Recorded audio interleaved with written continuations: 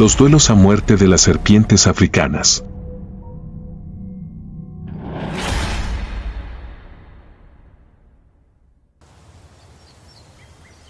La selva del África Central acaba de despertar.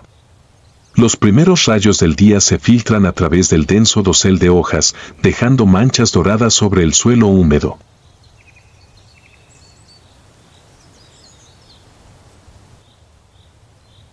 Los cantos de aves, los insectos y el crujido de las hojas caídas componen una sinfonía tropical.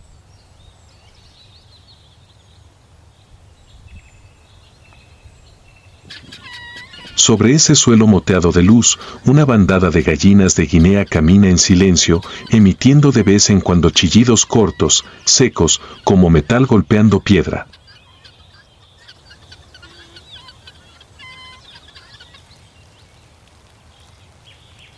Su plumaje negro con manchas blancas destaca sobre la tierra rojiza, pero sus ojos permanecen bien abiertos, siempre listos para advertir cualquier peligro.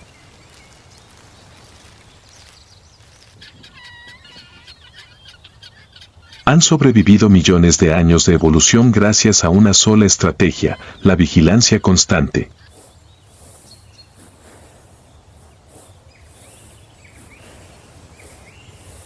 Pero hoy, entre la hojarasca podrida, hay algo distinto.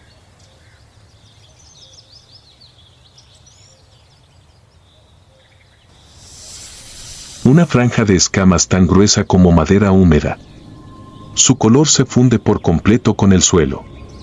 No tiene olor. No se mueve. La víbora del Gabón, Vitis gabonica, es la serpiente con los colmillos más largos del mundo y uno de los venenos más potentes conocidos. No persigue.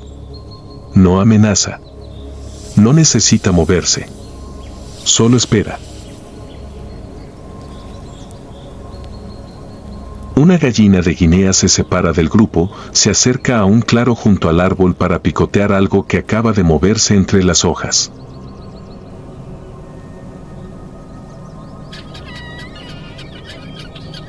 Un segundo. 2. La serpiente no se inmuta. Solo sus ojos marrones, fríos, siguen cada paso de la presa.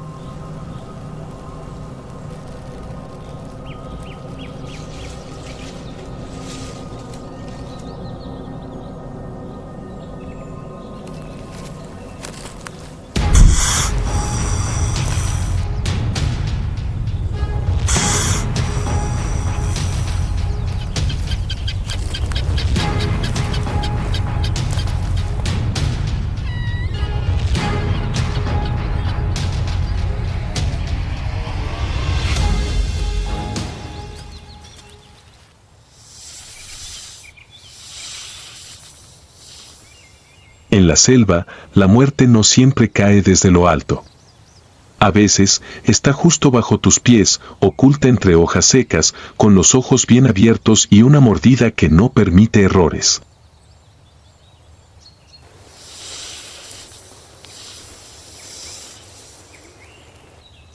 No tiene prisa. Nunca la tiene. La víbora del Gabón es paciente, un verdadero artista del sigilo.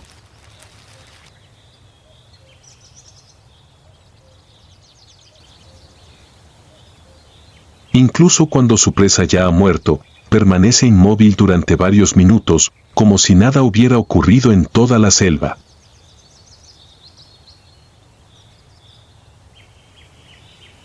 Luego, lentamente, su enorme cabeza triangular se mueve, su cuerpo grueso como un brazo comienza a deslizarse hacia el cadáver de la gallina de Guinea.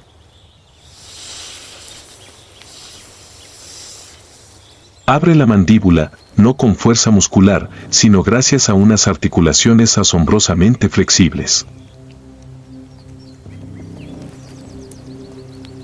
Engulle poco a poco, sin masticar, sin desgarrar, con la indiferencia fría de quien sabe que nunca necesita apresurarse.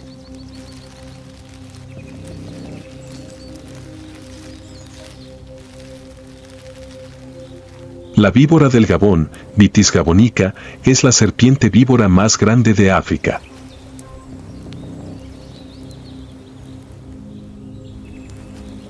Cuando es adulta, puede superar los 1,8 metros y alcanzar los 10 kilos de peso, el doble que muchas otras especies similares.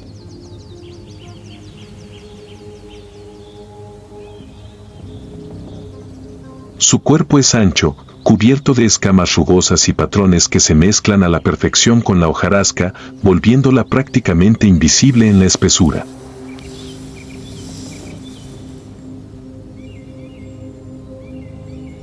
Ningún ave ni pequeño mamífero la detecta fácilmente, aunque esté a solo unos pasos.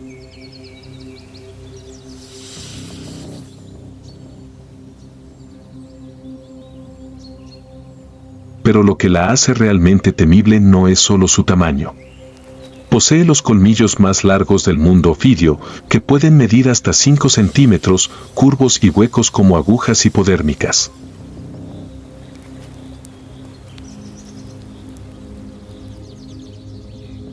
Al morder, abre la mandíbula casi 180 grados y clava esas agujas profundamente en la carne de la presa, inyectando un cóctel de veneno devastador.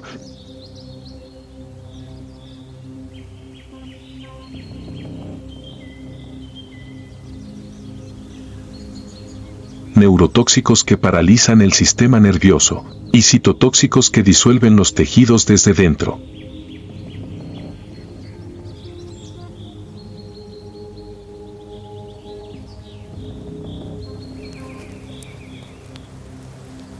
Aún así, el peligro del Gabón no proviene de su agresividad. Esta serpiente apenas se desplaza. Solo espera, emboscada. Pero precisamente por eso representa una gran amenaza para los humanos.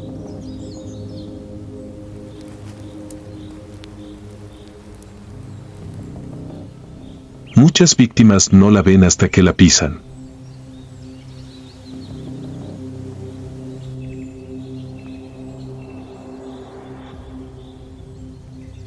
A diferencia de la mamba o la cobra, la víbora del Gabón no amenaza, no da señales. Si la pisan, muerde. Rápido, certero, casi imposible de esquivar.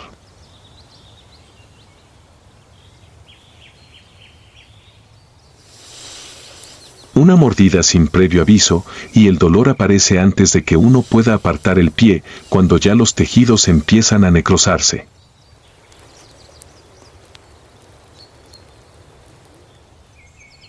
No es una criatura agresiva, sino una víctima del descuido humano. Porque en su mundo, el silencio no es paz. Es su arma más letal.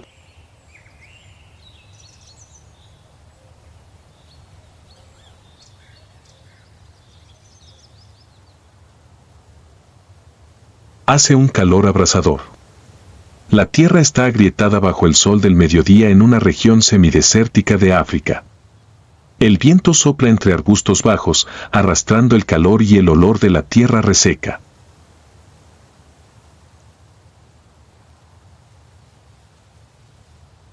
El mundo parece en silencio. No hay cantos de aves, ni zumbidos de insectos, solo la luz blanca y cegadora cayendo oblicua sobre las rocas calientes.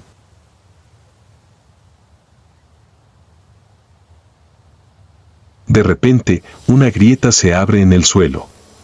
Una figura negra se desliza lentamente desde la profundidad, su cuerpo brillante como carbón, de menos de 1 metro de largo.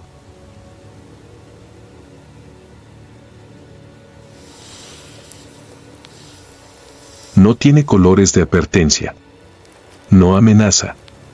Solo se mueve en silencio, como si la luz del sol no pudiera tocarla.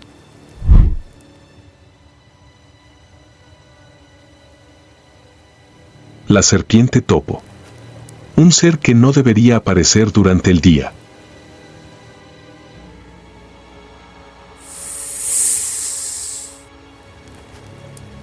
Pero hoy, la tierra está demasiado seca, el polvo demasiado espeso. La obliga a buscar una grieta más húmeda a lo lejos.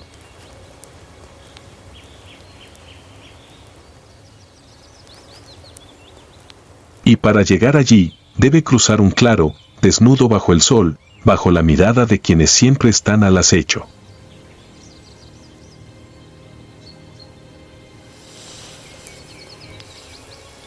Su cuerpo es corto, musculoso, enrollado como un cable vivo. La cabeza roma, el hocico afilado como una azada que araña suavemente la tierra.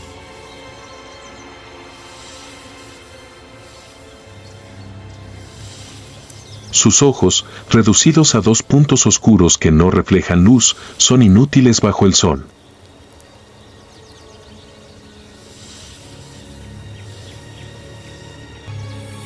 Pero su verdadera arma está en los costados de la boca, 2 colmillos cortos capaces de girar hacia los flancos, lanzando estocadas diagonales como dagas ocultas.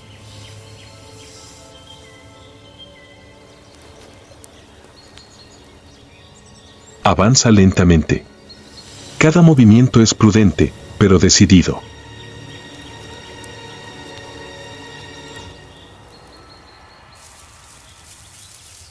A lo lejos, un arbusto tiembla. Una sombra aparece, ligera como el viento sobre la tierra.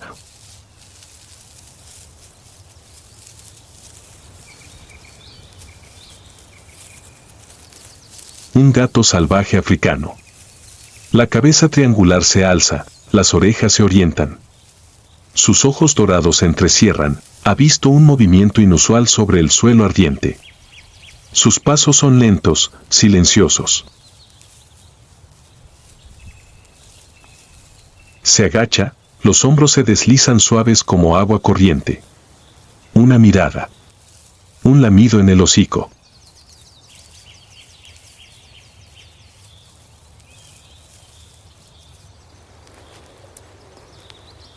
Y luego, salta.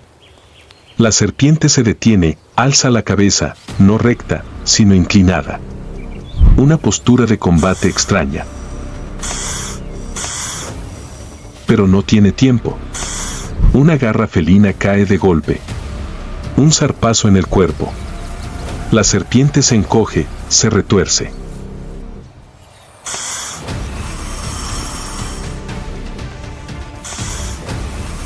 El gato retrocede y luego vuelve a acercarse. Otro zarpazo, esta vez en la cabeza. Ambos se detienen. Sin silbidos. Sin gruñidos.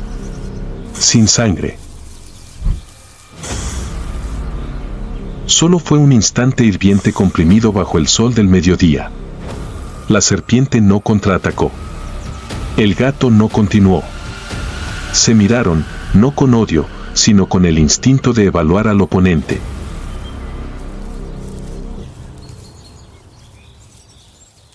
Este no es débil. Aquel no es fácil de intimidar.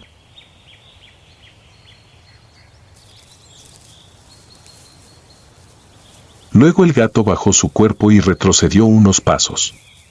No tenía miedo, pero era lo suficientemente sabio como para no arriesgarse. Se dio la vuelta, tan silencioso como cuando llegó, y desapareció entre la hierba seca. La serpiente topo seguía enrollada. Un latido, 2 latidos, luego comenzó a deslizarse de nuevo, lentamente, sin prisa. Sobrevivió,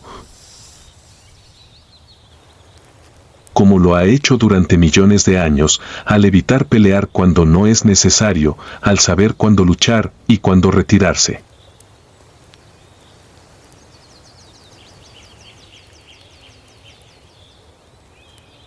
Un encuentro que no terminó en muerte, sino en un reconocimiento silencioso entre 2 sobrevivientes en una tierra que no perdona errores.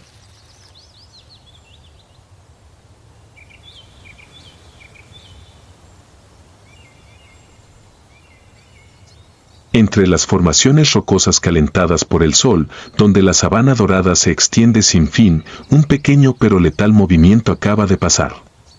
No hubo sonido. No hubo advertencia. Solo una sombra negra, alargada y delgada, que se lanzó como una flecha disparada de un arco. Esa es la mamba negra.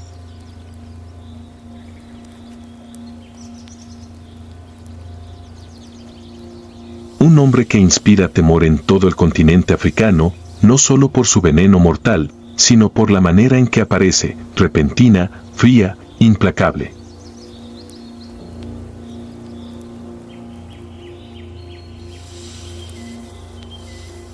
Contrario a su nombre, su piel no es realmente negra.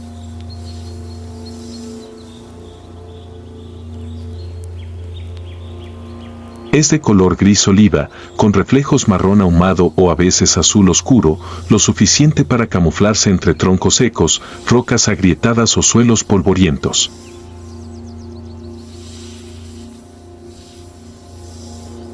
Pero dentro de su boca, allí es donde nace el nombre negra, una cavidad completamente oscura como un abismo, como la última imagen que muchos nunca logran escapar.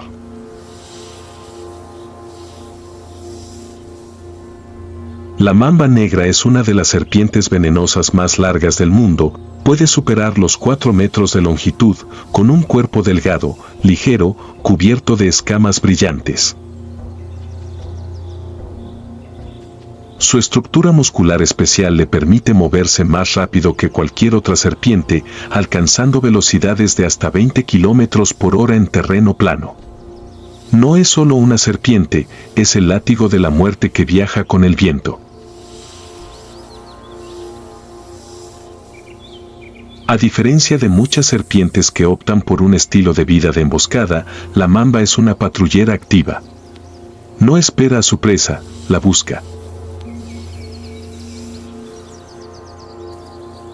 Se mueve durante todo el día entre arbustos, praderas, incluso trepa a ramas bajas para observar. Su dieta incluye aves, lagartijas, roedores, cualquier cosa que quepa en su boca y se mueva lo suficiente como para ser detectada.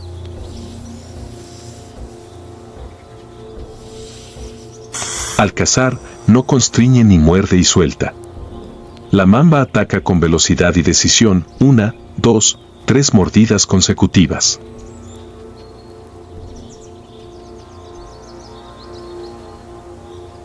Su veneno neurotóxico extremadamente potente paraliza la respiración de la presa en solo 20 minutos. Para los humanos, la muerte puede llegar antes si no se administra el antídoto a tiempo. La mamba negra es la combinación perfecta de 3 elementos: velocidad, inteligencia y veneno. No necesita rugir, ni patrones de advertencia, porque no necesita demostrar nada. Lo sabe, en el juego de la supervivencia, siempre tiene la ventaja inicial.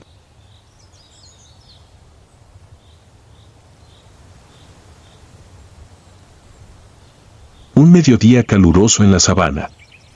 El viento casi se ha detenido y todos los seres vivos buscan refugio del sol.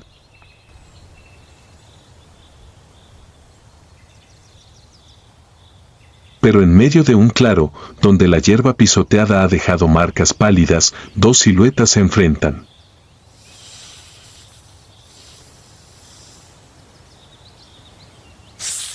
La mamba negra, su cuerpo largo como un látigo de cuero, con el cuello erguido y la boca entreabierta. El negro en su cavidad bucal parece absorber el aire, una advertencia mortal. Ya ha detectado el olor de su oponente. Pero la criatura enfrente no huye. Un mangosta adulto, cuerpo musculoso, ojos entrecerrados, lomo ligeramente arqueado como un arco tensado. Sabe que tiene delante. Y también sabe, un solo mordisco errado puede detener su corazón en menos de 10 minutos. Pero la mangosta no retrocede.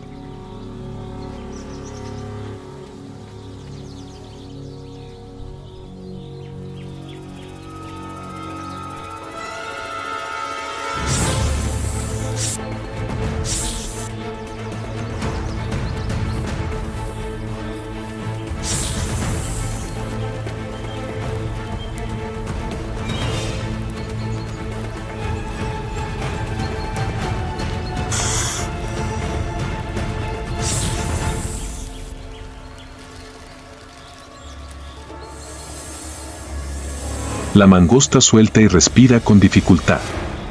Ha ganado, no por fuerza, sino por reflejos, valentía y un instinto de supervivencia absolutamente agudo. La mangosta, un animal pequeño que obliga a todo el mundo de las serpientes a mantenerse en guardia.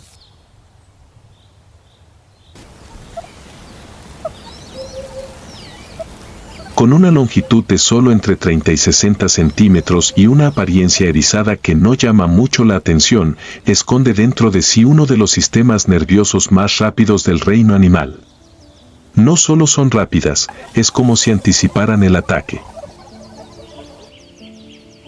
Su capacidad para esquivar en una fracción de segundo les permite enfrentarse incluso a las serpientes más peligrosas, cobras, mambas y muchas víboras.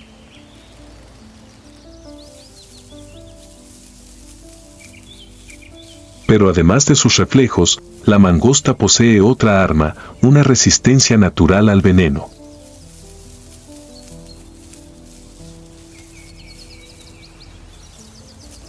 Una estructura especial en sus receptores de acetilcolina impide que los neurotóxicos de las serpientes bloqueen su sistema nervioso, un mecanismo raro y casi único en la naturaleza. Sin embargo, a pesar de esta ventaja, la mangosta no es imprudente. Cazan en grupo, se mueven rápido, son diurnas y solo enfrentan cuando tienen una oportunidad clara.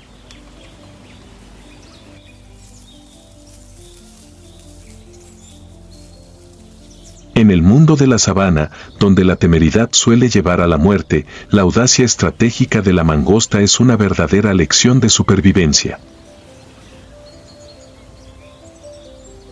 El polvo se asienta. El sol comienza a inclinarse. La mangosta victoriosa se retira entre los arbustos,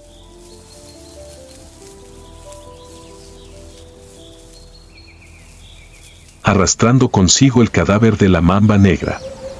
La vida sigue su curso en la sabana, rápida,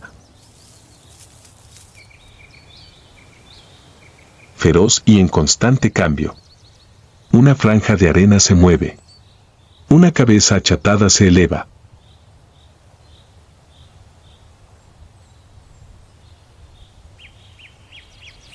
Ojos negros, redondos, fríos y brillantes. No es tan larga como la mamba. No tan musculosa como la víbora gabón. Pero posee algo que ninguna otra serpiente en África tiene, la capacidad de atacar a distancia. La cobra escupidora, Naja nigricollis, está despertando.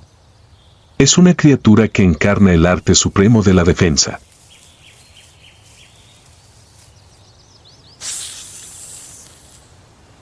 No es solo una serpiente venenosa, es una de las pocas que puede atacar sin contacto físico.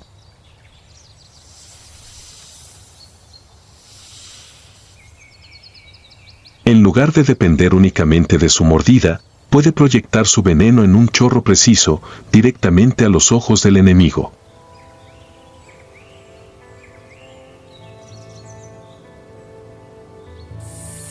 El cuerpo de la cobra escupidora mide entre 1,2 y 1,8 metros, con colores que varían del negro al marrón grisáceo o amarillo claro, dependiendo de la región en la que habita.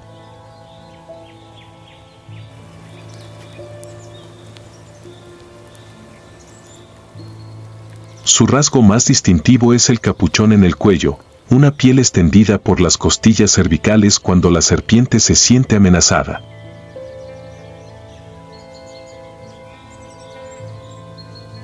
Pero lo que realmente hace diferente a esta especie está en la estructura de sus glándulas venenosas.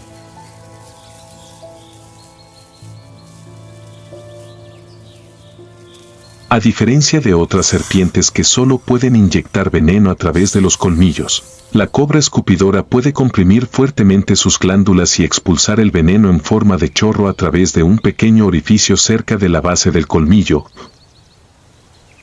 con un ángulo amplio y un alcance de más de 2 metros.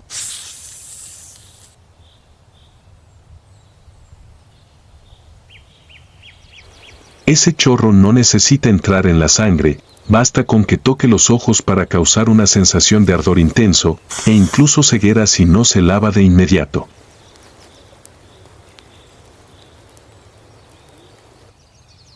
Su veneno es una mezcla de neurotoxinas y citotoxinas que paralizan los músculos, provocan dolor intenso y destruyen tejidos en el área afectada.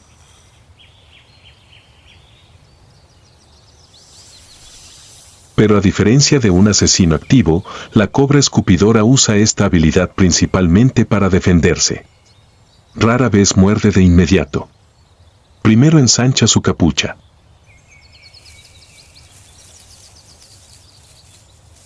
Luego escupe su veneno, con una precisión tal que puede acertar en ambos ojos que la observan.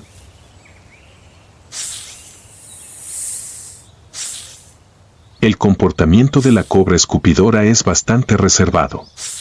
Es activa tanto de día como de noche y suele buscar alimento en los bordes de matorrales, en los límites del bosque o en zonas rurales cercanas a los humanos.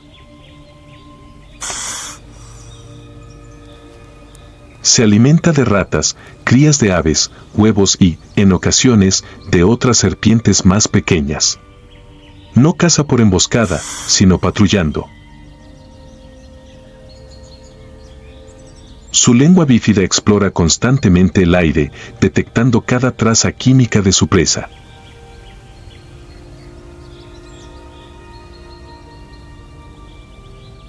Tiene una gran capacidad de adaptación, desde selvas tropicales y sabanas hasta granjas y vertederos. Esto la lleva a encontrarse frecuentemente con humanos, provocando accidentes desafortunados. Sin embargo, aunque posee un arma peligrosa, la cobra escupidora no es agresiva por naturaleza. Advierte primero. Trata de evitar el conflicto. Solo usa su veneno cuando no hay otra opción. En el mundo de los reptiles, donde el poder suele estar en colmillos y garras, la cobra escupidora ha elegido otro camino: vencer a distancia, con precisión, y con una habilidad que obliga a toda la naturaleza a mantenerse alerta.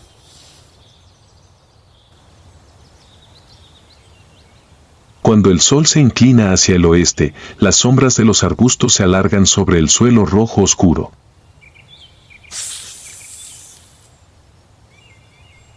El viento sopla a través de los parches de hierba seca, llevando consigo el calor de un día que se apaga y el murmullo silencioso del subsuelo, donde las criaturas de sangre fría continúan su movimiento discreto.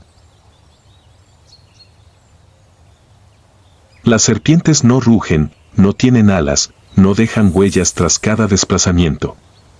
Pero su presencia, aunque solo sea un deslizamiento leve entre la hierba, es suficiente para cambiar el comportamiento de todo un ecosistema. Desde antílopes altos hasta pequeños ratones de campo, desde aves rapaces hasta los humanos, todos han aprendido a mirar hacia abajo, a ser más cuidadosos, más vigilantes, porque en cualquier momento, bajo sus pies, podría estar al acecho una criatura silenciosa, lista para atacar.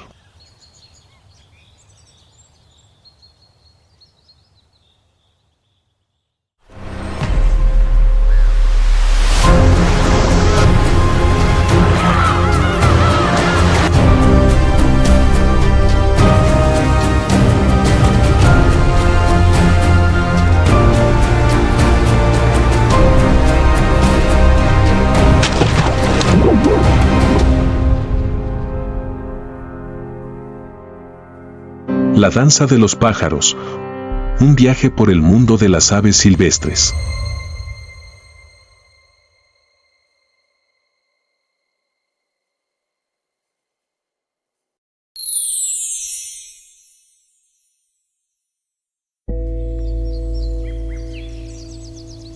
En algunas partes de África y el sur de Asia hay un pájaro pequeño pero muy especial. No solo son hábiles tejedores de nidos, sino también maestros arquitectos de la naturaleza. Los pájaros tejedores pertenecen a la familia Proceidae y se encuentran principalmente en el África subsahariana y el sur de Asia. A menudo viven en pastizales, bosques abiertos y zonas ribereñas, donde hay suficiente espacio y materiales para construir nidos únicos. A pesar de su pequeño tamaño, su inteligencia y destreza superan con creces a las de muchas otras especies en estado salvaje. En zonas remotas del desierto, en los árboles de acacia, los visitantes a veces se encuentran con enormes pilas de árboles. No es algo desechable. Mirando más de cerca, se puede ver la intensa actividad que se desarrolla en el interior. Este es el hogar de cientos de pájaros tejedores. Esta especie de ave es de tamaño modesto, solo unos 14 cm de largo, con un peso promedio de 30 gramos, pero contribuyen al diseño de una casa común que mide hasta 7 metros de largo y pesa más de 1 tonelada. Tanto los pájaros machos como las hembras trabajan juntos para crear esta superestructura, que proporciona refugio a varios cientos de individuos a la vez. Los expertos dicen que los nidos están sólidamente construidos y pueden incluso durar cientos de años. Desempeñan un papel importante en la supervivencia de los pájaros tejedores en el ambiente extremadamente duro y seco del desierto. En el mundo de los pájaros tejedores, la construcción de nidos no es solo un instinto, sino un verdadero arte. Los machos asumen el papel de arquitectos, utilizando sus picos para tejer meticulosamente hebras de hierba y hojas para crear intrincados nidos esféricos. Este proceso puede tardar entre 3 y 10 días, dependiendo de la experiencia y la complejidad del equipo. Solo los nidos más resistentes pueden sobrevivir a vientos fuertes y ataques de depredadores. El nido no es solo un refugio, también es un arma importante para atraer parejas. La hembra tejedora volará para inspeccionar cada nido y elegirá solo los más resistentes como sitios de reproducción. Si el nido no es lo suficientemente resistente, la hembra no dudará en destruirlo inmediatamente. Es un desafío agotador, en el que solo los machos más talentosos tienen la oportunidad de transmitir sus genes. Según los expertos, las paredes gruesas de los nidos constituyen una capa de aislamiento perfecta. Incluso en los días más calurosos, la temperatura en el nido nunca supera los 30 grados centígrados. O en las noches frías, cuando la temperatura del desierto desciende, el calor corporal emitido por cientos de aves puede elevar la temperatura en el nido hasta 20 grados. En un nido tan grande, aquellos que no están estrechamente relacionados con el grupo tienden a ser más perezosos y dejan la tarea de construcción del nido a los demás. Pero por muy resistente que sea el nido, el pájaro tejedor todavía se enfrenta a muchos enemigos formidables. Las serpientes, los halcones y los humanos constituyen amenazas graves. El pájaro tejedor no siempre gana. Pero gracias a sus inteligentes habilidades para anidar, han sobrevivido y prosperado durante miles de años. Sin embargo, la mayor amenaza para los pájaros tejedores no son las serpientes ni los halcones, sino los humanos. La pérdida de bosques y hábitat significa la pérdida de sus zonas de anidación. Afortunadamente, muchas organizaciones de conservación están trabajando para proteger hábitats importantes para estas aves, permitiéndoles seguir prosperando en la naturaleza.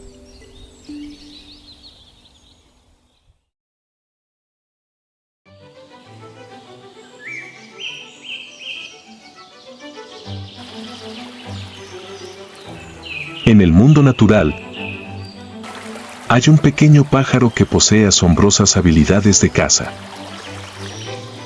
Se les conoce como asesinos submarinos por su capacidad de sumergirse y atrapar peces con una precisión casi absoluta. Ese es el martín pescador, un cazador rápido, ágil y que nunca pierde su presa. Los martines pescadores pertenecen a la familia Alcedinidae, con más de 90 especies diferentes, ampliamente distribuidas por todo el mundo, desde los ríos de Europa, las selvas tropicales de Asia, las costas de América hasta los pantanos de África. Son cazadores expertos que utilizan su aguda vista para rastrear los más mínimos movimientos bajo la superficie del agua. En particular, los martines pescadores tienen la capacidad de calcular con precisión la refracción de la luz en la superficie del agua, lo que garantiza que sus inmersiones nunca sean engañadas. A velocidades de hasta 40 km por hora, los martines pescadores pueden atravesar el agua en menos de un segundo, atrapando presas con sus picos afilados y poderosos. La estructura aerodinámica de la cabeza ayuda a minimizar la resistencia al agua, creando una inmersión suave y precisa. Pero lo particular es que no todos los martines pescadores cazan únicamente peces. Algunas especies, como el martín pescador cocaburra en Australia, también se especializan en cazar lagartijas, insectos e incluso pequeñas serpientes. Tienen la costumbre de golpear a sus presas contra las ramas de los árboles antes de tragarlas, una técnica de caza aterradora pero extremadamente efectiva.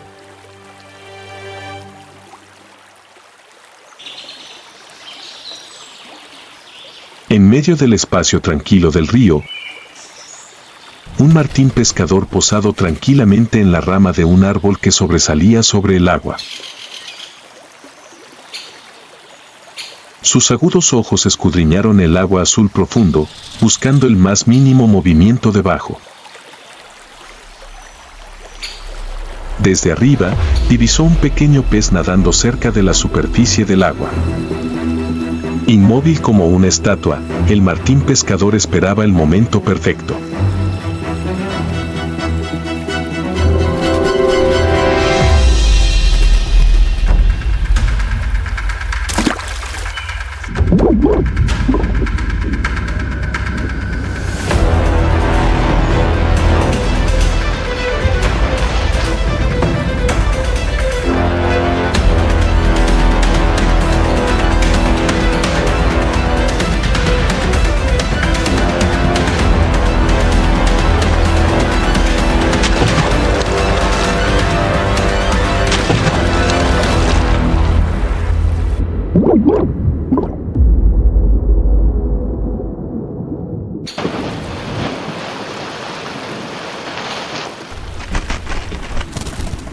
Tan pronto como aterrizó en una roca cerca de la orilla, el martín pescador sacudió la cabeza ligeramente, usando su pico para golpear al pez contra la superficie de la roca, paralizándolo por completo.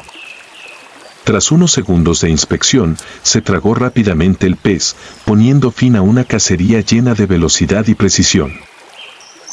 Una vez más, el asesino de agua demuestra su instinto de caza superior. Los martines pescadores no solo son hábiles depredadores, sino que también tienen un método de anidación único. En lugar de construir nidos en los árboles, cavan madrigueras de más de 1 metro de largo en las orillas de los ríos para poner huevos. Este nido ayuda a proteger a los polluelos de enemigos naturales como serpientes y depredadores. Cuando los huevos eclosionan, los padres se turnan para traer comida, lo que da a los polluelos suficiente fuerza para abandonar el nido después de unas semanas. Sin embargo, a pesar de poseer habilidades de caza perfectas, los martines pescadores aún enfrentan muchos riesgos de supervivencia. La contaminación del agua, la pérdida de hábitat y la sobreexplotación han provocado que el número de muchas especies de martines pescadores disminuya drásticamente. Si no tomamos medidas de protección a tiempo, podríamos perder a estos asesinos del cielo en el futuro. Los martines pescadores son un testimonio de inteligencia, precisión y velocidad en el mundo natural. ¿Alguna vez has visto a este pájaro cazando? Comparte tus pensamientos sobre los martines pescadores en la sección de comentarios a continuación. ¿Crees que son los mejores cazadores del mundo de las aves?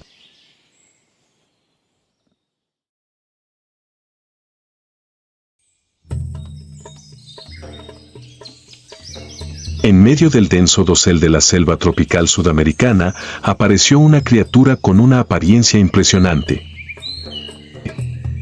Ese es el loro tucán, un ave que destaca por sus coloridas plumas y su pico grande y brillante. Este pico puede ocupar hasta 1/3 de la longitud total del cuerpo, pero gracias a su estructura hueca en su interior, es extremadamente ligero y flexible, ayudando al loro tucán a coger frutas de ramas altas que otras aves no pueden alcanzar. Este pico no es solo una herramienta de caza, sino que también tiene la función de regular la temperatura corporal, ayudando a esta ave a adaptarse al clima cálido y húmedo de la selva. Dentro del viejo bosque, una bandada de tucanes se posaba dispersa en los altos árboles, donde la luz del sol solo podía filtrarse a través de los espacios entre las hojas. Se mueven hábilmente entre las ramas, utilizando constantemente sus largos picos para alcanzar racimos de fruta jugosa. Los higos, las bayas y otras frutas blandas son sus alimentos favoritos.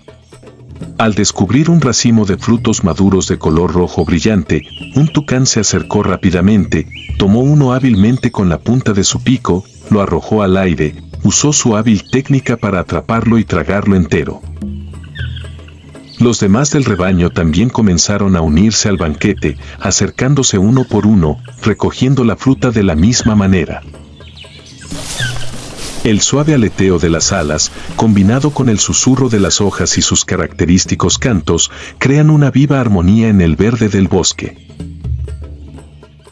Ocasionalmente, un tucán coge una fruta grande pero no puede tragarla inmediatamente.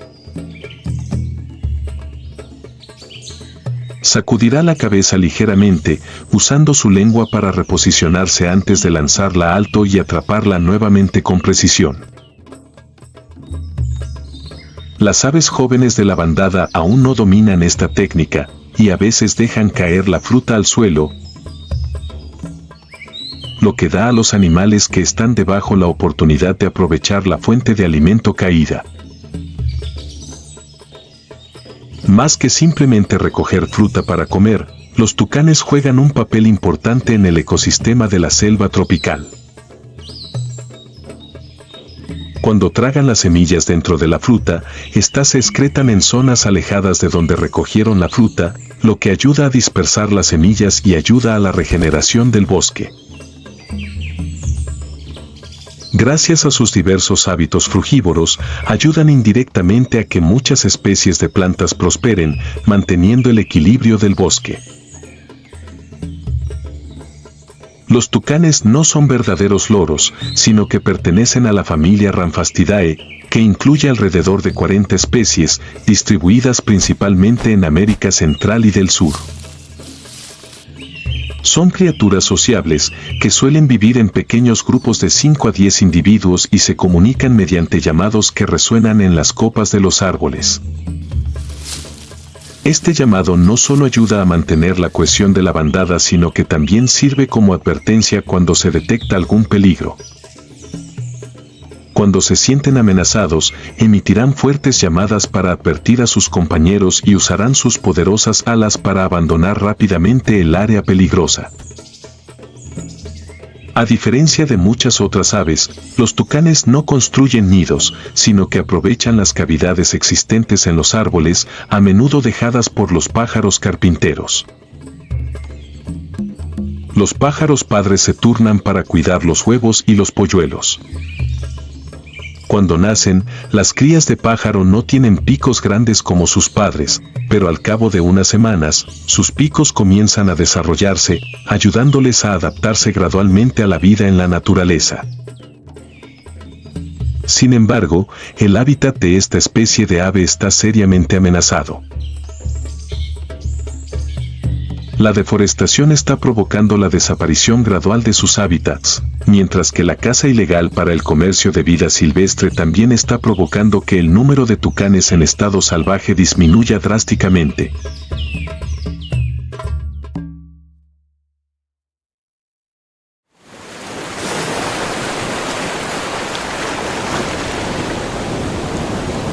En la vasta extensión del océano, donde fuertes vientos barren constantemente la superficie del agua, las gaviotas vuelan como dueñas del aire. Desde lejos, son solo pequeños puntos que se deslizan entre las nubes, pero al acercarnos, podemos ver claramente sus alas gigantes, de más de 3,5 metros de longitud, una de las envergaduras más largas del mundo de las aves.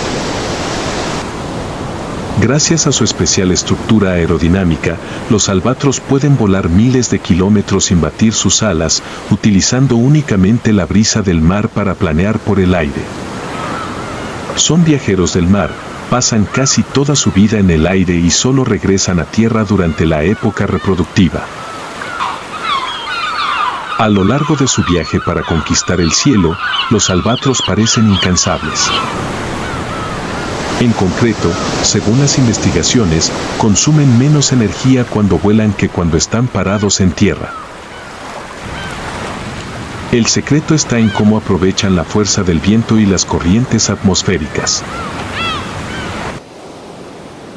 En lugar de batir sus alas continuamente, los albatros utilizan una estrategia de planeo dinámico, vuelan hacia arriba y luego descienden en una curva, utilizando la sustentación del viento para seguir moviéndose sin gastar mucha energía. Gracias a esta táctica, pueden volar a través de vastos océanos con muy poco descanso. Pero para sobrevivir en el vasto océano, los albatros no solo necesitan habilidades de vuelo expertas, sino que también deben poseer tácticas de caza especiales. Tienen un sentido del olfato supersensible, capaz de detectar el olor de una presa a hasta 20 kilómetros de distancia, una habilidad que muy pocas otras aves tienen.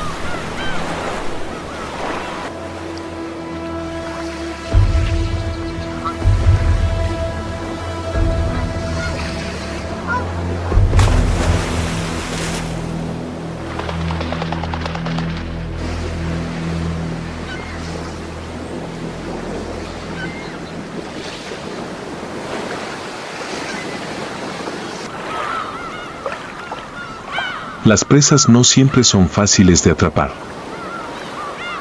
Los ágiles peces pueden esconderse o, en ocasiones, otras aves se lanzarán sobre ellos para luchar por el botín.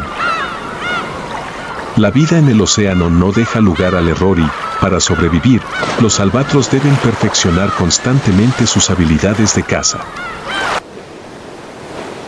Los albatros no solo son maestros cazadores, sino que también son considerados barómetros vivientes del océano. Durante siglos, los marineros y pescadores han observado el comportamiento de las aves para predecir el tiempo. Cuando el tiempo está despejado, las gaviotas vuelan lejos de la costa, aprovechando los vientos favorables para buscar alimento. Pero cuando se acerca una tormenta, se ponen alerta, vuelan más cerca de la costa, pian fuerte y buscan refugio. Los antiguos navegantes creían que cuando las gaviotas vuelan bajo, se acercan grandes olas. Y se ha demostrado que el comportamiento de las gaviotas es a menudo más preciso que los modernos equipos de predicción meteorológica. Es por esto que esta ave no solo se asocia con el mar, sino que también se convierte en un símbolo de supervivencia y sabiduría en el océano. Pero las gaviotas no solo son buenas cazando y volando, también son famosas por su amor para toda la vida.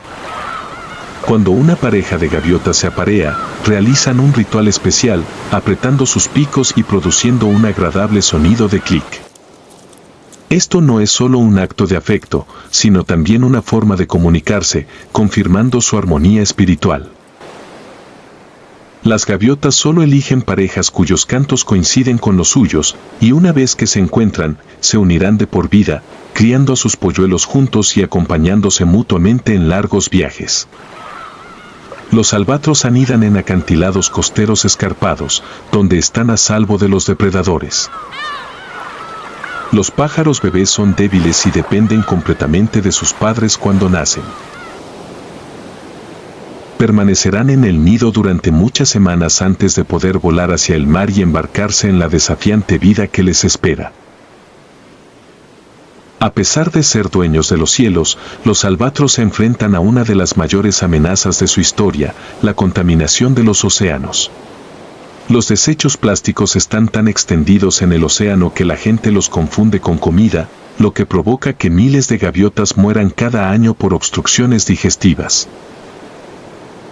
Además, el cambio climático altera las corrientes oceánicas, afectando sus fuentes de alimento y provocando una disminución significativa de muchas especies de albatros.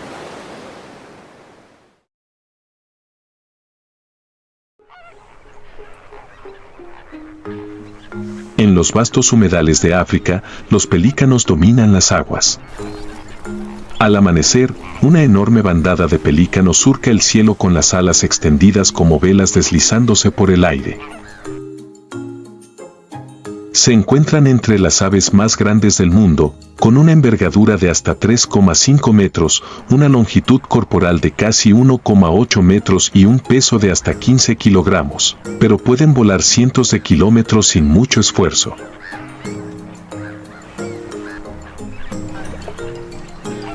Los pelícanos se destacan por su bolsa elástica en la garganta, un arma única que les ayuda a atrapar peces fácilmente. En el lago Nakuru, Kenia, donde se reúnen miles de pelícanos, realizan una de las exhibiciones de caza más espectaculares.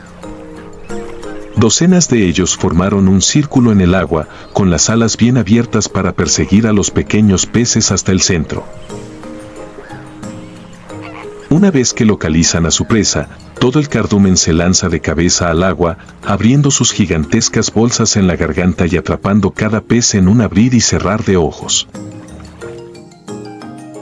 Los pelícanos blancos africanos poseen una bolsa elástica en la garganta, una herramienta de caza perfecta que les permite capturar peces directamente del agua. Cuando encuentran un banco de peces en la superficie del lago Nakuru, toda la bandada de pelícanos coopera estrechamente, formando un gran círculo y usando sus alas para golpear el agua con fuerza y arrear a los peces hacia el centro. Cuando la presa no tiene salida, los pelícanos se lanzan al unísono, abriendo sus bolsas en la garganta y atrapando cada pez en un abrir y cerrar de ojos. No tragan inmediatamente, sino que exprimen suavemente el agua de la bolsa antes de tragar la presa. Esta técnica les permite comer decenas de peces en una sola mañana.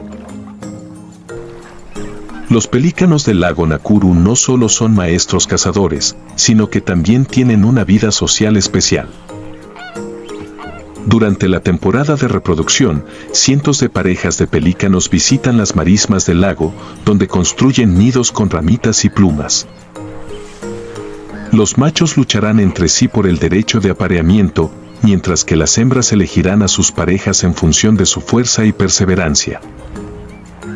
Cuando nace un pájaro, tanto el padre como la madre lo cuidan y lo alimentan, ayudándolo a crecer lo suficiente antes de que pueda aprender a volar en bandada. Durante la época de Pascua, a veces encontramos el término pelícano en los documentos de la iglesia. O a veces, al entrar en una iglesia, vemos la imagen de una madre pelícano alimentando a sus polluelos con su propia sangre tallada en el altar o en las vestimentas del celebrante. ¿Por qué la iglesia utiliza el término pelícano? ¿Y esta imagen qué significa? El símbolo del pelícano criando a sus polluelos tiene su origen en una antigua leyenda anterior al cristianismo. La leyenda habla de un pájaro llamado pelícano. Estas aves de plumaje blanco suelen vivir cerca de lagos salados en las profundidades del interior. Cada vez que buscan alimento, tienen que volar varias decenas de kilómetros para regresar al océano y atrapar peces. Había días en que, a causa de las tormentas, los pájaros no encontraban alimento y sus polluelos, hambrientos, gritaban desesperadamente. La madre pájaro no lo soportaba y picoteaba su pecho hasta hacerlo sangrar y alimentaba a sus polluelos con gotas en lugar de comida nutritiva. Después de esa fiesta, la gente vio sangre fresca aún goteando del pico de la madre pájaro, y los polluelos permanecieron quietos y satisfechos. Al ver a su cría bien alimentada, la madre pájaro sentía dolor físico, pero aún así estaba feliz por dentro. Por lo tanto, la imagen del pelícano se convierte en un símbolo del profundo amor de una madre por su hijo, dispuesta a sacrificarse para que su hijo viva. Otra versión es que la madre pájaro utilizó su sangre para alimentar a sus polluelos hambrientos y finalmente murió de agotamiento. Según esta leyenda, se puede ver fácilmente por qué los primeros cristianos adoptaron esta imagen para representar a Cristo. El pelícano simboliza a Jesús que dio su vida para salvarnos a través de su sufrimiento, muerte y resurrección. Hemos muerto al pecado y hemos encontrado nueva vida a través de la sangre de Cristo. Además, Él continúa alimentándonos con su cuerpo y su sangre en la Eucaristía. La imagen del pelícano nos ayuda a pensar en el amor de Jesús. La alegría de la madre pelícano es la alegría del autosacrificio. La alegría del bebé pelícano es la alegría de recibir en abundancia. La madre pájaro estaba sufriendo pero aún feliz porque sabía que su dolor traía vida a su cría. La madre pájaro no tuvo que dudar en considerar si su sacrificio sería conocido por sus polluelos o no. Es un sacrificio sin condiciones ni expectativas de retorno. Ese sacrificio nos habla del misterio del amor.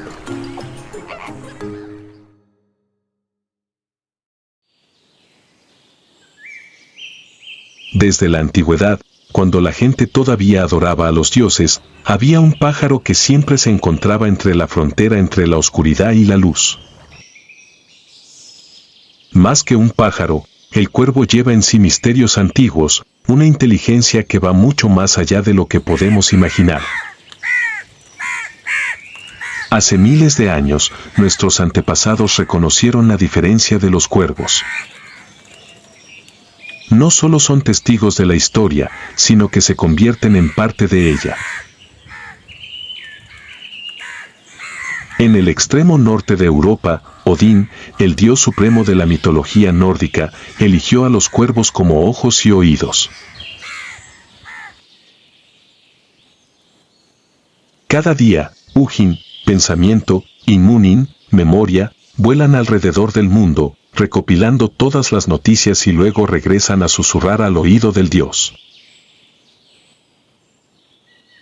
Con su inteligencia superior, los cuervos no solo son vistos como mensajeros de los dioses, sino también símbolos del conocimiento. Pero a medida que pasaba el tiempo, el halo del cuervo desapareció gradualmente. Cuando la gente entró en la oscura Edad Media, el miedo se convirtió en obsesión. Los cuervos, los guardianes de las almas, se consideran la encarnación de la mala suerte, de la muerte. Campos de batalla sangrientos, campos de ejecución llenos de cadáveres de ejecutados, todo tiene la sombra de los cuervos dando vueltas. De seres divinos, fueron cazados, abandonados y marcados con terribles maldiciones. Pero el hombre estaba equivocado. Aquellos que ellos consideran siniestros poseen una inteligencia mucho mayor que la de muchos otros animales. Las investigaciones han demostrado que los cuervos no solo saben utilizar herramientas, sino que también tienen la capacidad de razonar, planificar e incluso recordar rostros humanos. Ellos saben quién es amigo y quién es enemigo. Los experimentos demuestran que si un cuervo es maltratado por una persona, éste no solo lo recuerda sino que advierte a toda la bandada sobre ese enemigo. Los cuervos pueden cooperar para resolver problemas, jugar e incluso engañarse unos a otros para obtener ventaja. No son solo pájaros, son verdaderos estrategas. A diferencia de muchas otras aves, los cuervos tienen un sistema social increíblemente complejo. Viven en manadas, se protegen entre sí y mantienen fuertes vínculos de por vida. Cuando un cuervo muere, sus compañeros no se marchan simplemente, se reúnen a su alrededor, como para recordar, como para aprender una lección de la muerte.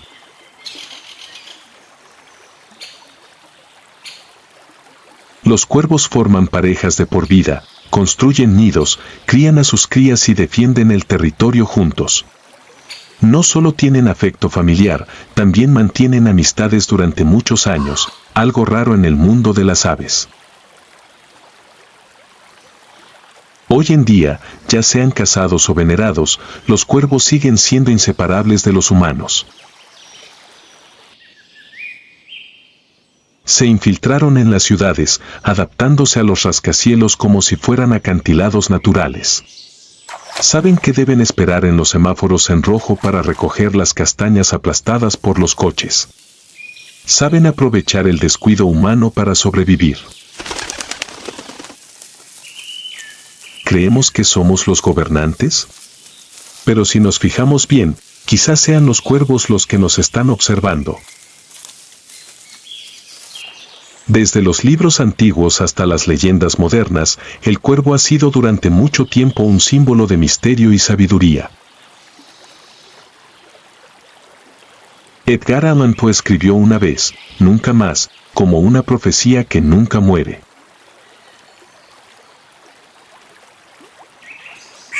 Los cuervos no solo son criaturas del cielo, sino también testigos de la historia, de cosas que los humanos no pueden comprender completamente.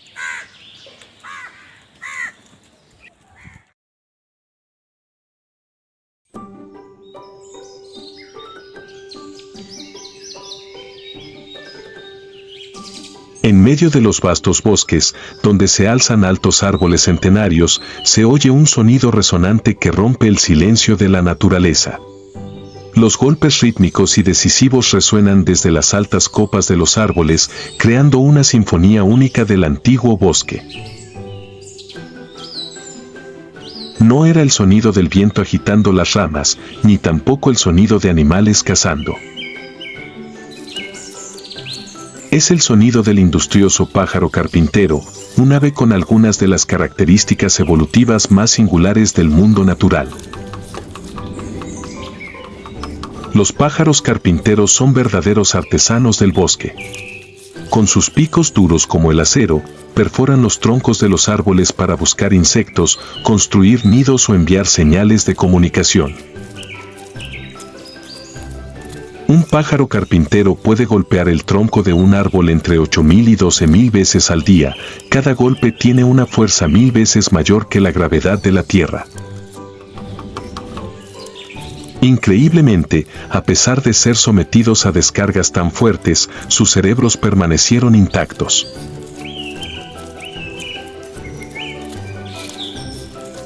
El secreto está en su anatomía única. El cráneo del pájaro carpintero está especialmente diseñado con una capa de hueso esponjoso que puede absorber los impactos, junto con una capa especial de líquido cefalorraquídeo que ayuda a proteger el cerebro de los impactos fuertes.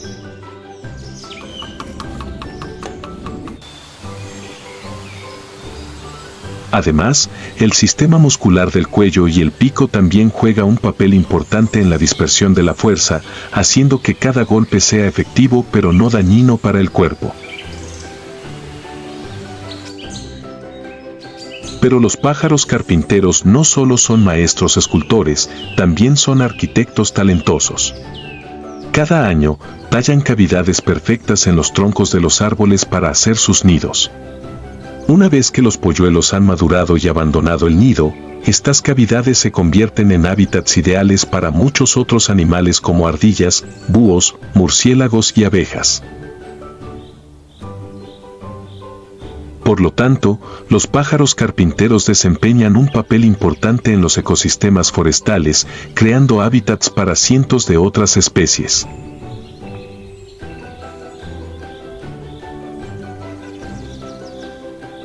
A diferencia de otras aves, los pájaros carpinteros confían no solo en sus ojos sino también en su oído supersensible para encontrar a sus presas. Bajo la corteza aparentemente inmóvil, se mueve un mundo en miniatura. Las larvas, las hormigas de madera y los insectos excavan en la oscuridad sin saber que están siendo observados. Con la capacidad de escuchar las más mínimas vibraciones, los pájaros carpinteros pueden detectar la ubicación exacta de sus presas ocultas en lo más profundo. Una vez que han localizado su objetivo, se ponen a trabajar, usan sus picos para perforar la corteza y luego usan sus lenguas largas y pegajosas para sacar a su presa. La lengua de un pájaro carpintero puede tener 1,5 veces la longitud de su cráneo y está cubierta de pequeñas espinas que le ayudan a agarrar a sus presas.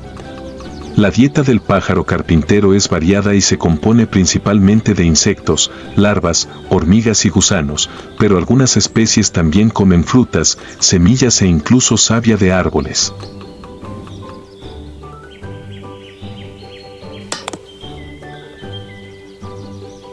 En particular, especies como el pájaro carpintero moteado son conocidas por su comportamiento de acaparamiento de alimento.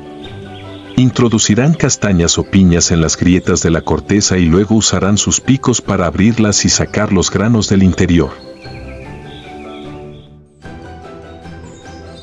Los pájaros carpinteros no solo golpean el suelo para encontrar comida, sino también para comunicarse con otros.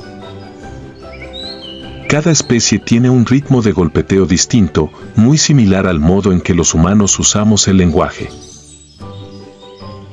Utilizan los golpes para señalar territorio, atraer parejas o advertir de un peligro. Además, también se comunican mediante gestos y sonidos. Algunas especies pueden producir llamados agudos para llamarse entre sí o para ahuyentar a los enemigos. Cuando se sienten amenazados, los pájaros carpinteros pueden inflar sus plumas, extender sus colas o batir sus alas para mostrar que están alerta.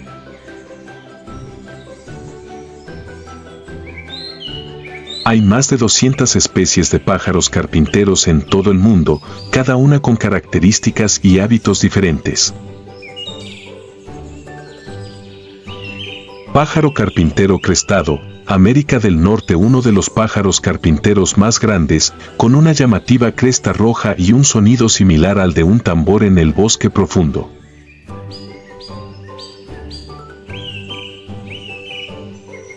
Pájaro carpintero de 3 dedos, Ártico. La única especie con 3 dedos en lugar de 4, lo que le ayuda a agarrarse a los resbaladizos troncos de los árboles en los bosques nevados.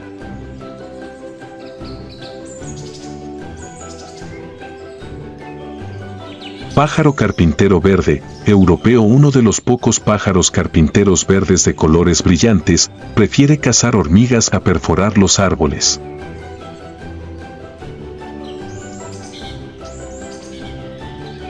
Pájaro carpintero pico de marfil, América Central. Se creía que este legendario pájaro carpintero estaba extinto, pero aún hay informes de avistamientos en bosques densos.